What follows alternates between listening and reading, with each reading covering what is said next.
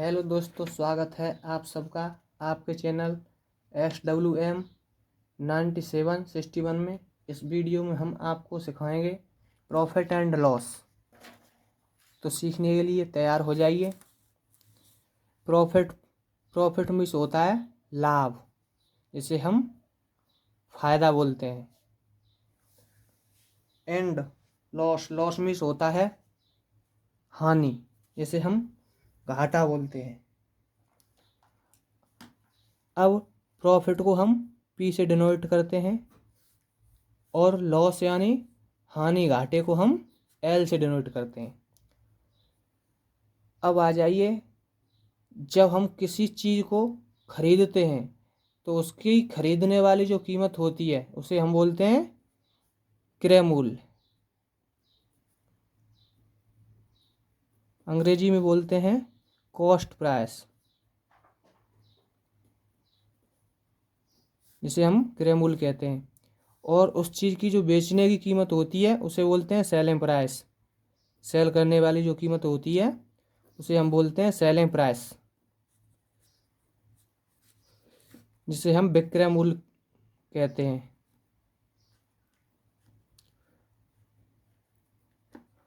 Selling price.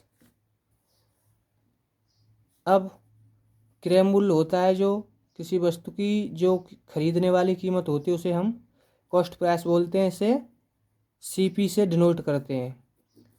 और किसी वस्तु की बेचने वाली जो कीमत होती है विक्रय मूल्य, जिसे सेलिंग प्राइस बोलते हैं अंग्रेजी में, इसे हम SP से डिनोट करते हैं। तो कोई चीज़ हमने कम रुपए में खरीदी, यानी कि कोई वस्तु हमने खरीदी 10 रुपये में, तो ये खरीदने वाली कीमत है 10 रुपये में खरीदी, तो उसे क्रय मूल्य बोलेंगे, यानी कि कॉस्ट प्राइस, यानी कि CP बराबर 10 रुपये। अब उसे 15 रुपये में बेच दिया, यानी कि SP विक्रय मूल्य से बेच दिया, तो SP को डिनोट करते हैं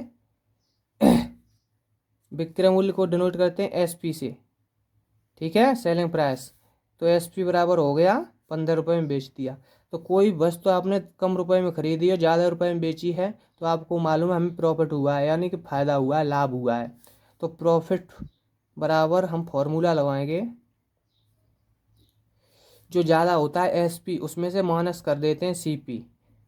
तो SP माइनस CP फॉर्मूला होता है हमारा प्रॉफिट का। तो प्रॉफिट P बराबर SP है हमारा 15 रुपये माइनस CP है हमारा 10 रुपये। तो 15 में से 10 गए तो P बराबर हमारा प्रॉफिट निकलेगा 5 रुपये। इतने रुपए का हमें लाभ हुआ है। अब कोई वस्तु हमने ज़्यादा रुपए में खरीदी, जैसे मान लिया हमने 20 रुपये में खरीदी है कोई वस्तु, तो ये हो गया CP कॉस्ट प्राइस, खरीदने वाले क्रय मूल्य 20 रुपये, और सेलिंग प्राइस विक्रय मूल्य हमने 15 रुपये में बेच दी, तो इसे बोलेंगे SP सेलिंग प्राइस। तो इसमें आपको मालूम है कोई वस्तु आपने ज़्यादा रुपए में खरीदी है और कम रुपए में बेची है, तो इसमें आपको लॉस हुआ है, यानी कि घाटा हुआ है, हानि हुई है। तो लॉस बराबर सूत्र लगाएंगे हम। अब इसमें ज़्यादा क्या है, CP ज़्यादा है, SP कम है, तो लॉस बराबर हमारा फॉर्मूला होता है CP minus SP। CP minus SP। तो इसमें से हम L बराबर लॉस बराबर CP इसमें है 20 रुपये, तो 20 रखेंगे, माइनस SP हमारा 15 रुपये, तो 15 रखेंगे, और लॉस हमारा निकलेगा 5 रुपये का लॉस हुआ है। तो उम्मीद करता हूँ कि आप जान चुके होंगे प्रॉफिट एंड लॉस।